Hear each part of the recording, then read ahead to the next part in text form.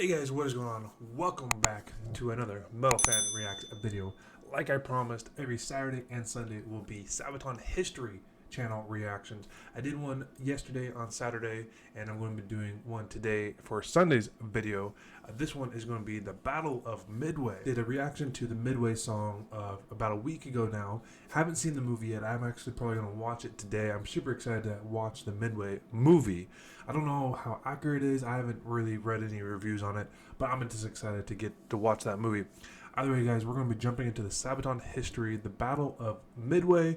And if you guys haven't checked out the history channel of Sabaton, I strongly recommend it because it's got a lot of great information that dive deeper into the lyrics of the song, where they got their inspirational from, and all the great things that make Sabaton so awesome to listen to. So without further ado, let's jump into the Battle of Midway on the Sabaton History channel. Doing this without headphones today, so we'll see how it goes. Don't know. We'll see how it works. The Battle of Midway was a legendary and surprising victory for the Americans in World War II. We often did songs about naval warfare, so here's another one. I love this opening thing. It's still one of my favorites. Old World War II footage. Ooh, this is going to be Pearl Harbor. Oh, maybe not. I don't know.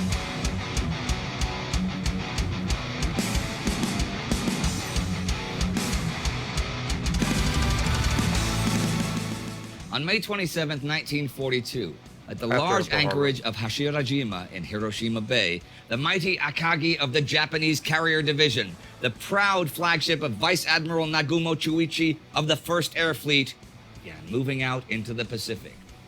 Even though the Japanese Navy produced the mightiest battleships the world So had crazy, ever like, seen. Just looking at that, it's so gnarly how many guns are on that. So that's a three. There's three. I don't know if this is. I don't know if this is counts as one gun or three guns because there's three barrels on it. So I'm not too sure how they count that. So someone in the comment section let me know if it counts as one gun or three guns. But here's one section of three. Here's one section of three. Here's 1, 2, 3. I think 4 guns on there. 1, 2, 3, 4 on just this side. So I'm assuming there's 4 on the other side. And there's more guns on the back end over here. And I'm sure there's more anti. Yeah, it just this ship looks gnarly. That's so gnarly looking. Many of the officers believed that the real modern power on the sea lay with the carrier force, the Kido Butai. It would decide winning and losing control of the sea. And so far, the Japanese carrier fleet had proven its worth. By mid-1942, the Japanese had humiliated the Western nations at Malaya and the Indies, had moved towards Guam, Java, the Philippines, Singapore, the British bases on Ceylon, and even raided the north of Australia. They had successfully surprised the U.S. Navy at Hawaii, sinking and crippling many of the warships anchored there. And they had just scored a tactical victory at the Battle of the Coral Sea, though the Allies had prevented an invasion of Port Moresby. But that was just a hiccup, right? That battle merely confirmed that carrier-based operations would be successful against the inferior Americans. But what would be the next step? To go further into the Indian Ocean? To attempt to invade Australia, or move again against the now-awakened giant in the east? Marshal Admiral Yamamoto, Commander-in-Chief of the Japanese Combined Fleet, knew that the United States had to be crushed before they could bring their industrial might to bear. He ordered Eastern Operation to continue and an invasion of Hawaii. Before they could attempt that, however, the Japanese had to lure the American Navy away from the strongly defended target, and towards another one that was easy enough to attack, but important enough to trigger an American response. Midway, a tiny 2-island atoll in the middle of the Pacific, seemed perfect for that. By June Wow, 4th, looks good. Admiral Nagumo's Kido Butai and his 4 carriers, the Akagi, the Kaga, the Hiryu, and the Soryu, was closing in on Midway. But he was without 2 carriers after the Battle of the Coral Sea. The seas had been foggy for days, and the Japanese plan was already in disarray Their submarines were nowhere to be seen, and the main fleet was up to 2 kind of the point days of away. submarine not to be But seen. Nagumo didn't worry, since the mighty battleships were only needed in Phase 2. After the bombardment of Midway, once the American fleet had been alerted. And after all, surprise was on their side. Yeah, except that it wasn't. American cryptographers had revealed Yamamoto's rough intentions a few days ago. The code-breaking station at Hawaii had intercepted the traffic between the Akagi and the other carriers. Realizing that something big was up, though they weren't sure of the destination, codenamed AF.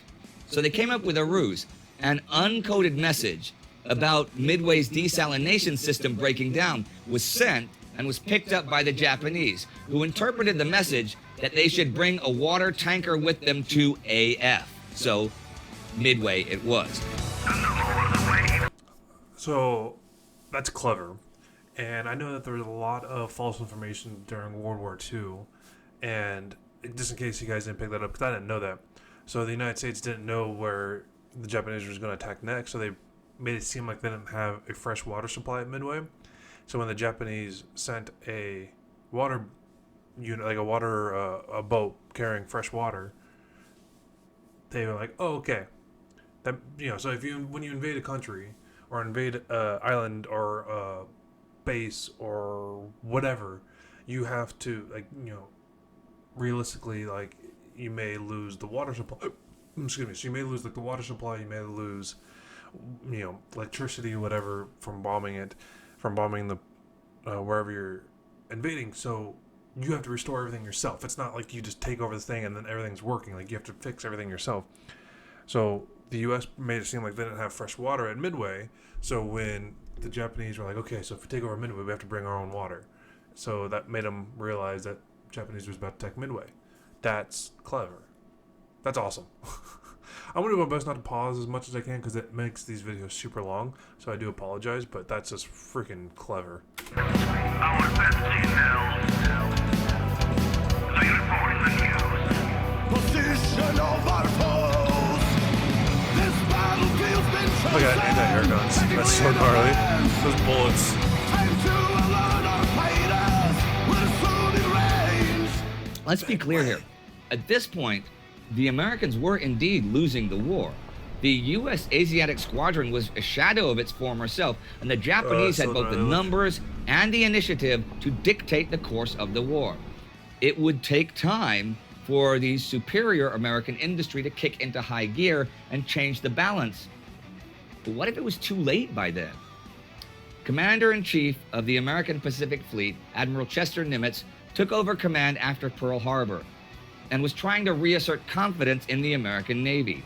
And just now, when the Japanese had lost strategic surprise without even realizing it, Nimitz was quick to transfer his 3 available carriers, the Yorktown, Enterprise, and Hornet, to the command of Rear Admiral Raymond A. Spruance. The carrier task forces would wait in ambush 300 miles north of the anticipated axis of advance of the Japanese till the attack on Midway began. Midway. We meet at Midway. Naval war. Which it did at 6 o'clock in the morning in large numbers. Each carrier had an array of aircraft to carry out a well-balanced strike. The Mitsubishi Fighter Type 0, the dive bomber Aichi Type 99 with armor-piercing and high-explosive bombs, and the Nakajima Type 97 armed with torpedoes.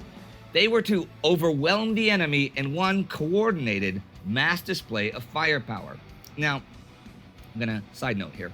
The key to carrier warfare is to bring in the right planes at the right moment. If there are enemy bombers on the horizon, start the fighters in response. If destroyers come along, answer with torpedo bombers. And if they sight carriers, get the dive bombers on deck.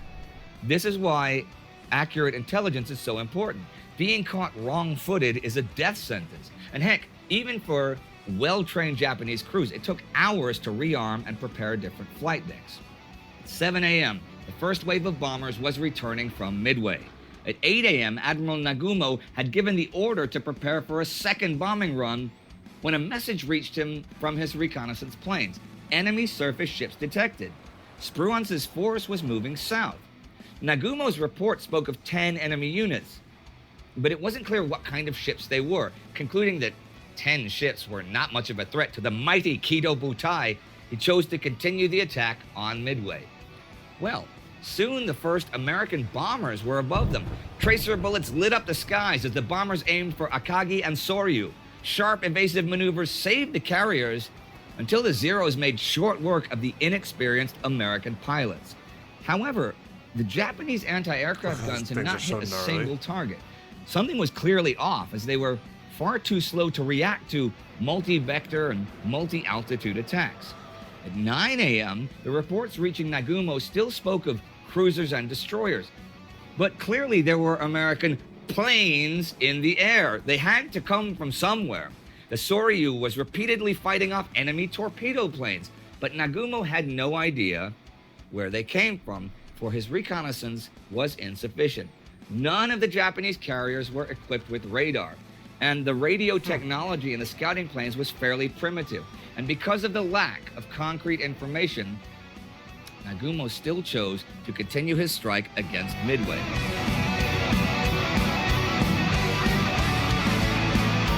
By 10:20, his 4 flight decks were bustling with energy as planes were armed and fueled.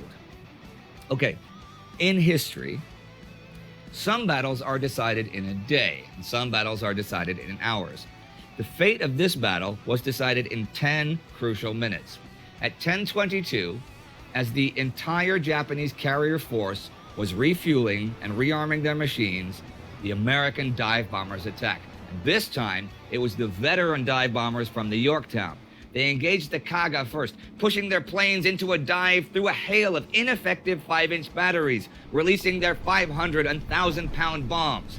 Jesus. The first 3 landed in the water, but the 4th hit the flight deck aft, detonating in the crew compartments. The 7th bomb hit the forward elevator, detonating in the fighter stowage rooms. The bombs blew the interior of the Kaga apart. Another blew up the bridge, killing all the officers.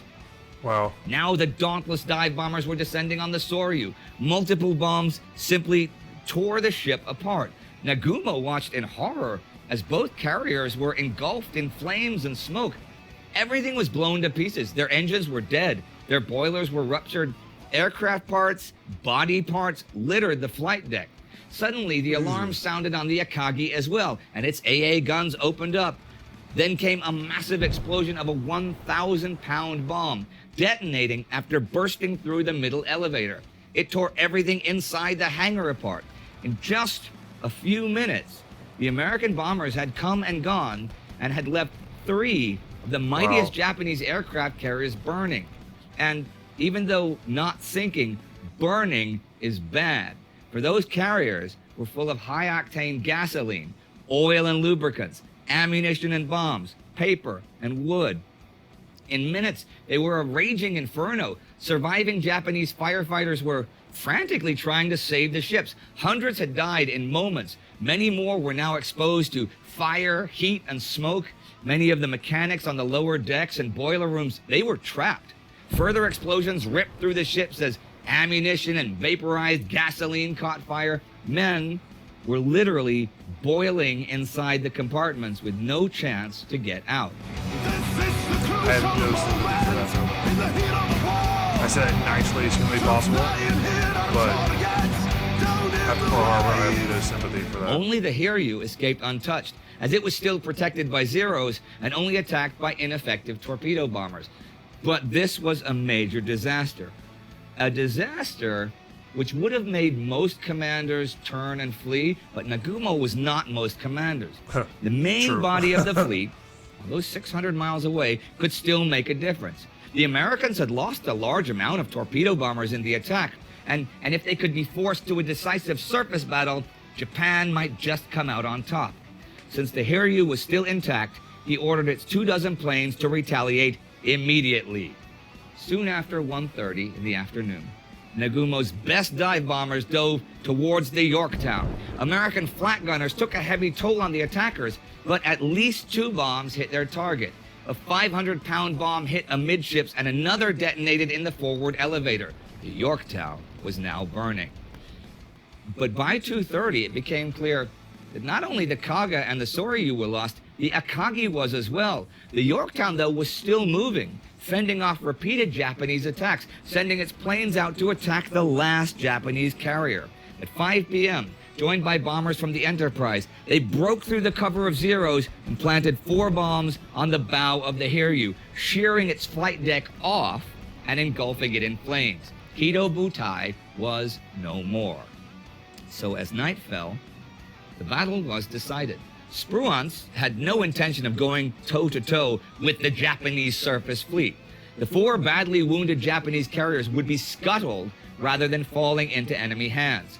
For the Americans, it seemed like the Yorktown could still be saved, but the undetected Japanese submarine I-168 took its chance and torpedoed and sunk the Yorktown. That, and a destroyer, were the American ships lost against 4 fleet aircraft carriers. It's a good trade. To this day, the importance of the Battle of Midway is discussed among historians. Was it the decisive turning point of the Pacific War? Was this the end of Japanese expansion? The Japanese had suffered dearly by losing 4 carriers, and the loss of hundreds of skilled mechanics and experienced sailors was a further crippling wound. Well, we know that the war had over 3 more years to go in the Pacific, but it had just entered another round, a round where the sides were suddenly a lot more even.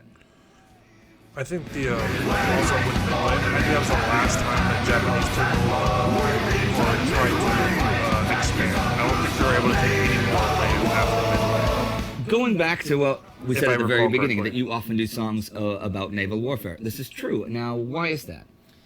Personally, I do enjoy warships. I mean, if we're touring and I find out that there's a port in town and they have some naval ships or something like that that you can visit for a museum, for example, Yeah. I love to go and see that. I think one of the most impressive, which probably helped us inspire to write this song about Bismarck later, was when we visited the USS New Jersey. All right, okay. And it's a cool. very impressive ship, and we actually thought about using it for some of the scenes in the Bismarck music video. Okay. Huh. But later we decided to basically render them and do them. But the Bismarck, I mean, it was pretty exciting, the stuff you used anyway. Yeah. Now, having been on the battleship New Jersey, has it ever been in your mind to write a song about that specific ship?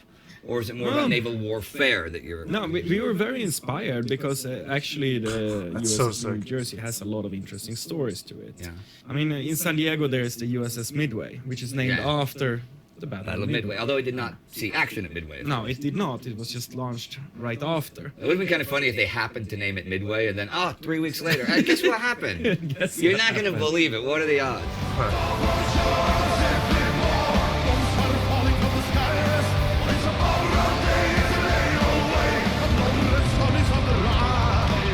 Is this like even when you were a kid? Were you God, I interested in can't like, wait to see naval them warfare? live. I Hopefully. was, definitely, yeah. And I've always had a fascination on boats, basically. And it's pretty cool that you have a job that you get to write about something you're fascinated Does he have a mug of himself? Yeah, I mean, my father used to say that if I would be in the Swedish military, I'd probably be serving on a submarine. Not also being so tall, it would fit me. Oh, yeah. Okay. And I'm not afraid of small, like being inside of locked in, Right. even if it would go under the water. I would get scared just thinking pretty about okay. that. For me, that would seem like a realistic solution. Now, did you do lumpen? That's this. They used to have Swedish mandatory military service. Did you do that? No, I didn't do. They pretty much that year they stopped doing mandatory. Okay. Pretty much none, and it became more of a voluntarily basis thing. So I went down to do the tests and stuff, and then afterwards I said, I really don't want to do it. Because I want to play heavy metal until I die. So they good reason, you know. and they said it's not a reason to quit this. And then I said, well, just give me a gun and I kill everybody in sight. And then they said, well, it's better that you play music. Then. All right, well, ladies and gentlemen, that is.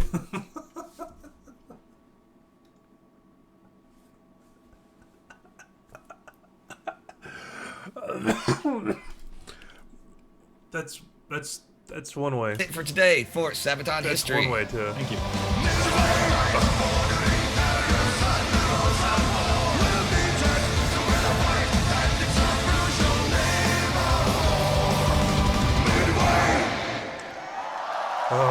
Yeah, don't forget to inform them about the special edition of the albums. That's all we needed to know for now, okay?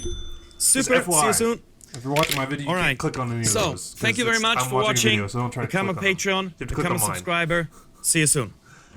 But their video will be in the description of my video, but you can't click on it when you're watching my video. Some of you guys commented, they're like, "Oop, wrong button." Some of you guys commented, they're like, "Oh, I can't click on it." It's like, because it's not there. Anyways, so good information there from Battle of Midway. Really interesting that, about just the false news, the fake news, the they intercepted the wrong message, or they intercepted a fake message and stuff like that, and that kind of dictated where they knew the Japanese army, where the Japanese Navy was coming. I did make a comment in this video where I had no sympathy for him. I do apologize if that offends people. I just have no sympathy for it because of all the actions at Pearl Harbor, and so it's time of war. It's just one of those things.